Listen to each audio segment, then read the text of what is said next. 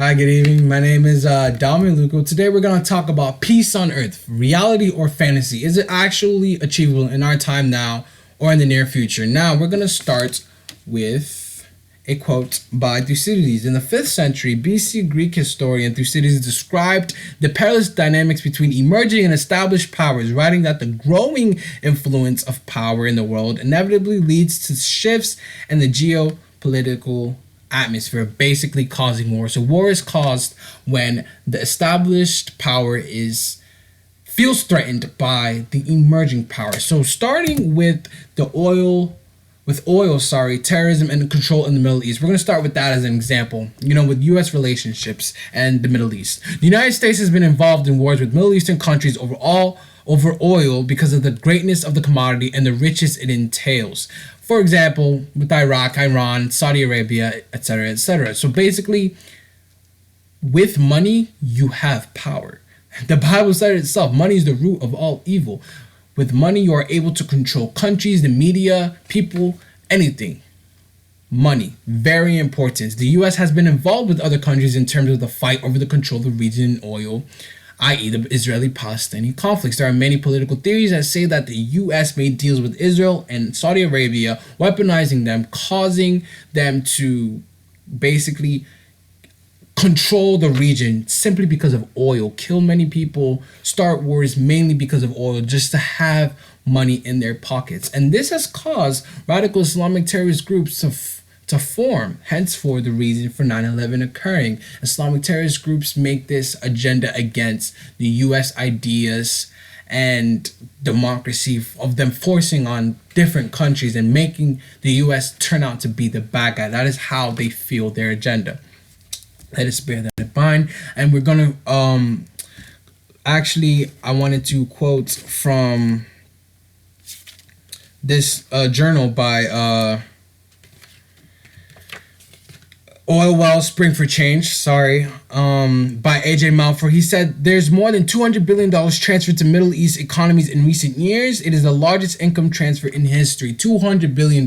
With that money, you could have changed the prison system reform, education. The poverty rate would be even lower with $200 billion if it was not promoted towards oil, as we talked about earlier.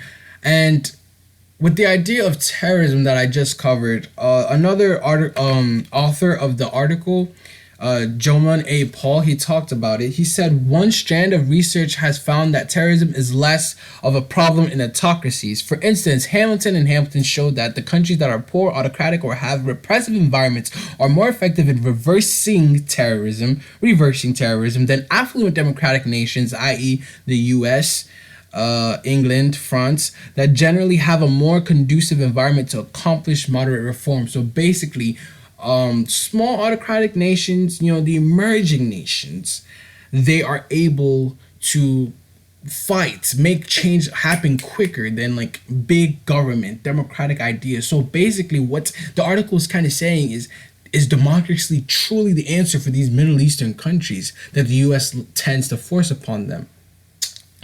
Now we're going to look at, from the Middle East, we're going to move to China, because we're talking about world peace. We're going around the world, all right? So U.S. and China relationships are currently worsening. This is from a study and a journal article by Shang Li. He is a journalist who looks at relationships between the U.S. and China. Now, U.S. and China relations are worsening as well as U.S. relations with other superpowers. China has quickly gone from a developing country to a world superpower with great technological, manufacturing, and monetary value, causing the U.S. to feel threatened. Remember when we talked about the emerging country, China, has gone from nothing to something significant. And the established country, the U.S., feels threatened by them.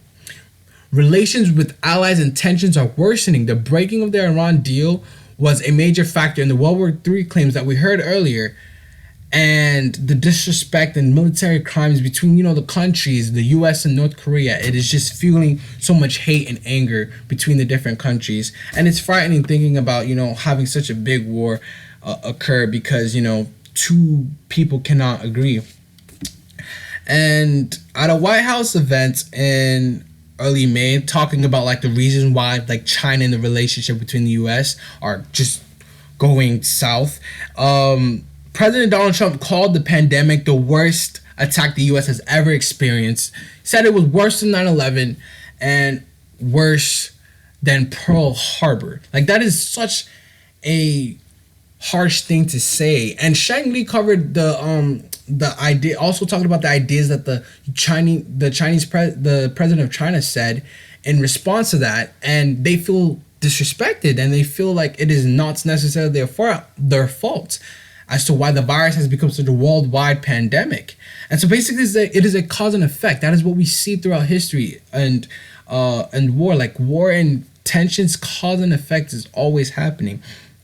And it's just a power struggle, a major power struggle, because China has become such a big economy, has controlled, money, manufacturing, and technology. And with our society today, technology is absolutely important and super crucial. So now, what's the solution?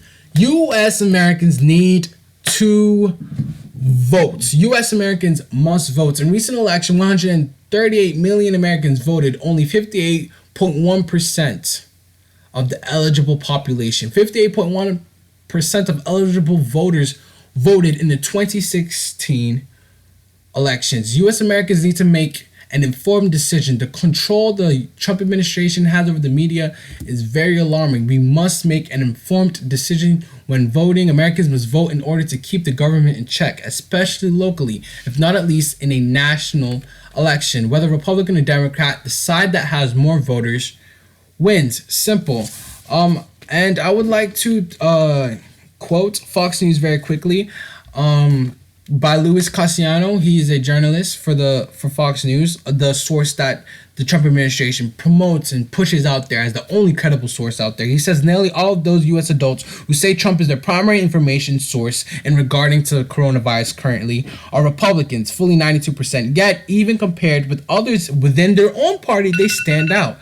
The study said Republicans who rely on the president for COVID-19 news are 11 percentage points more likely than Republicans who turn mostly to other sources say the outbreak is exaggerated. So basically the notion that the coronavirus pandemic is just an exaggeration and it's a hoax by the Democrats. It's the left just making it up. And my point is, what do they have to gain from that? What do they have to gain from putting fear in so many different millions of Americans? Like, there is no way to, what does the CDC have in fabricating numbers? So I just leave you with this hope. Believe that you can change, that you can cause change in your society.